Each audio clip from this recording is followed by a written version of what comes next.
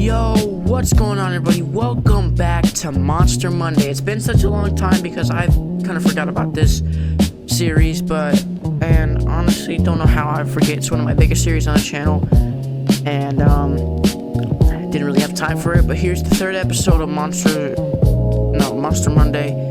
So today's episode is going to be Discord Stories animated by our boy Martin Animations. So here we go. I watched half of this video off camera, so we're gonna watch a little bit of this third one. So let's go. Also, let me know, guys, down below if you guys want my Monster Mondays to be like 30 to 50 minutes, because usually it's like 5-10. So let me know, because I know Corey Jensen makes Spooky Scary Sunday videos like almost an hour, so maybe I can make mine almost an hour. Yes, sir. Not just literally reacting to one, you know? On Discord. All right, 3, 2, 1, go. It was a place where people would share their own personal stories of scary or spooky things that happened to them in their lives. Not necessarily for Discord. Discord's for everything. And for a while, it was honestly a lot of fun. Sure, a lot of the stories sounded made up and generally involved stuff like I saw a shadow figure at the end of my bed and That sometimes is real, man. other stuff that sounded like they were lifted straight out of a bad horror movie. But every so often, someone would share a story that didn't have a hint of the supernatural in it, something that was actually believable, and occasionally, these stories were genuinely terrifying. I read a lot of seriously spine-chilling stuff on that server, but a lot of it I've forgotten over the years. Oh, it's a server. Probably because although they were creepy, they just weren't disturbing enough to actually stick with me. But there was one story in particular that I've never forgotten, because it's genuinely made me shudder to read. I hope the user in question doesn't mind if I share their story, and if they happen to read this, I'd like to think that they could let me know in the comments and maybe correct anything I got wrong, because I'm telling this from memory. But anyway, here goes. The poster began their story by assuring us that their story wasn't just some fabrication, and although they were pretty young when it happened, just thinking or writing about it as an adult was a pretty stressful experience for them. They went on to explain that their early years were marred by tragedy, how their dad had died when they were real young from a drug overdose.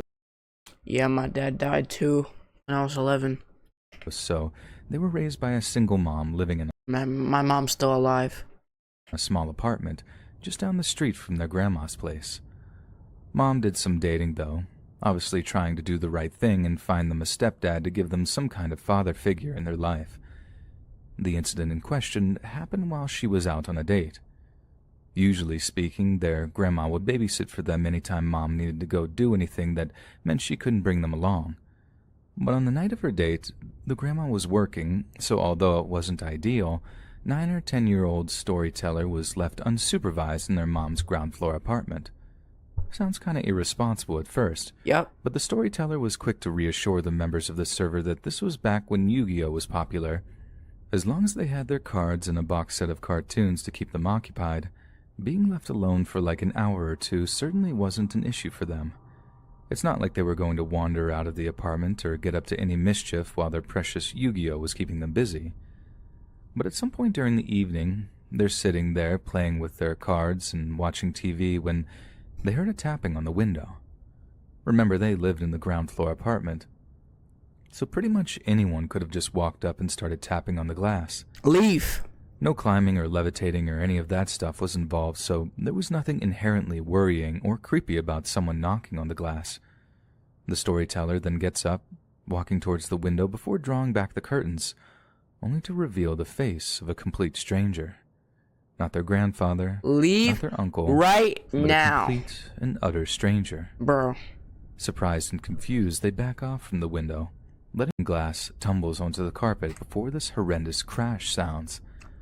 Broken glass tumbles onto the carpet at the foot of the curtains, before another smash sends more glittering shards onto the floor in front of them. What the frick? At that point, they said they just tossed their Yu-Gi-Oh cards onto the floor and bailed. Rushing out of the back door of the apartment and over to a neighbor's house, pounding on the door in a state of abject terror as they looked over their shoulder every so often to ensure the mysterious predator wasn't hot in pursuit. But thankfully, the neighbor answers the door, lets our storyteller in, before taking the time to calm them down to get the full story out of them. Naturally, they called the cops immediately, who rushed over since they were given the description of a home invasion in progress. The neighbor then gets in touch with the storyteller's mom to let them know the awful news, who immediately rushes home to comfort their terrified son. Then after that, both the neighbor and storyteller's mom accompany them back to the apartment, where the cops are still searching the property and surrounding area for any sign of the attempted intruder. Apparently, one of the cops approaches the mom at this point and shows her something in a clear plastic evidence bag. Mom stares at it, turns pale, then kneels down and hugs our storyteller tight, fighting to hold back tears as the neighbor guy is just like, my God.